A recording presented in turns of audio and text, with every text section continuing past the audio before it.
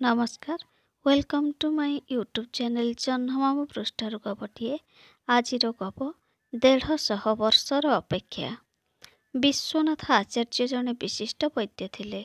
आयुर्वेद संपर्क में से अनेक प्राचीन पोथीपत्र संग्रह करथिले। तेबे आयुर्वेद संपर्क में पोथीपत्र संग्रह करने अवसर में अन्यान्य अनेक प्रकार विद्या उपरे लिखित पुराणा पोथी मध्य तांको आयत को आसी जाइथिला। दिने से खंडिए पुराणा तंत्र पोथी पढ़ी देखिले कौनसी शनिवार रे अमावास्या पड़िले से दिन आखिरे गोटे निर्दिष्ट प्रकार अंजन लगाई बाहरिले पोताधन देखा जाए। से कौतूहली होई से भली अंजन प्रस्तुत कले। वर्षक परे अमावास्या और शनिवार एकत्र पड़िबारु से आखिरे जादू अंजन लगाई बाहरी पड़िले। सेतेबेलकु सूर्यास्त समय गाँ रास्तार विशेष कहीं चलप्रचल हेउनथिले। आचार्य बाट चलिला बेले काहारी घर आड़कू बा हता भितर को अनांती नहीं, किंतु सेदिन से बाम डाहाण चारिआडे अनाई देखुथांती। गाँ मझी मंदिर आगे गोटे पुराणा पोखरी थाए। सेठी ठिया होई पड़ी से भल भावरे माटी उपरकू दृष्टिपात कले। प्रथमे किछि देखि पारिले नहीं, तापरे धीरे धीरे देखागला माटी तले केउठी पैसाटिए पोती होई रहिछि तो केउठी सुकीटिए बा टंकाटिए।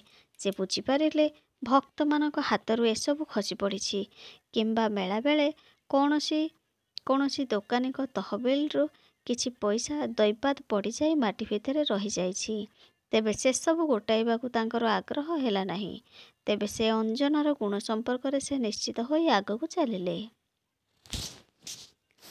गाँ बाहर खंडिए जमी उपरे तांको आखि पड़िला। से सतकू सत देखिपारे से जमी तले गोटे सुना भर्ती पेड़ी पोता होइछि। जमी खंडिक जमीदारंकर। से ठीक कले परदिन जाई जमीदारंकु से पोताधनर खबर देबे। स्थानटी ठीक निरूपण करने निमंते से सेठारे खंडिए बाड़ी पोती देले। मझी रातिरे तांको निद भांगीगला। से देखिले तांको खट पाखरे गोटे बायवीय मूर्ति ठिया होइछि। से चमकी उठिले। मूर्तिटी कहिला, आचार्य तमे आज से जमी उपरे बाड़ी पोतिल कहीं? आचार्य कौन कहिबे ठौराई न पारि नीरव रहिले। से अस्पष्ट मूर्ति कहिला, मु जाने सेठी थिबा पोताधन तम आखिरे पड़िछि। से धन किंतु मो वंशधर माधव मिश्र पाइबा उचित। आज को 150 वर्ष धरी मु अपेक्षा करिछि। मोर कौनसी वंशधर ताहा पाइले मु शांति पाइबी, कारण ताहा मोर उपार्जित धन। आचार्य उठी बसी राम नाम स्मरण करी कहिले, शुण माधव मिश्रर जेजेबापा ऋणग्रस्त हो जाई सबु जमी बिक्री बटा करदेले। से जमी वर्तमान जमीदारंकर। माधव से धन पाइब किपरि? ता छड़ा माधव से धन पाइगले जे तमे शांति पाइजिब एभली कथा नहीं। मोर जेतिकी शास्त्र ज्ञान अच्छी सेथिरु मु कहिबी से अर्थ पुण्य कार्य लागिले जाई तमे शांति पाइब। तमे माधवर केउ पूर्वपुरुष मु जाने ना, किंतु से वंश पुरोहित वंश। तमे पुरोहित भाव में एते सुना अर्जन करथिल से कथा मु विश्वास करिपरिबि नाही। जदि अर्जन कल तेबे ताकू लुचाइल कहीं? से वायव्य रूप नीरव रहिला। बेश मु एपरि व्यवस्था करिबि जहाद्वारा से अर्थरे बहुत पुण्य कार्य हेबो। संगे संगे माधव भी खूब सुखरे रहिबो। अपेक्षा कर, आचार्य कहिले। से वायव्य रूप अंतर्हित होइगला। परदिन आचार्य जाई जमीदार कहले, महाशय मु गोटे शिव मंदिर गढ़िबाकू मनस्थ करिछि।